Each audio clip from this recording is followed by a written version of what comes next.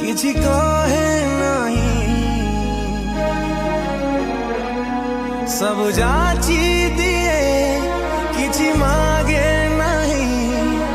तथापि लुह चापी लेखे शंखा सिंदूर कहानी किए देला किए देला किए देला किए देला किए देला तना के जानी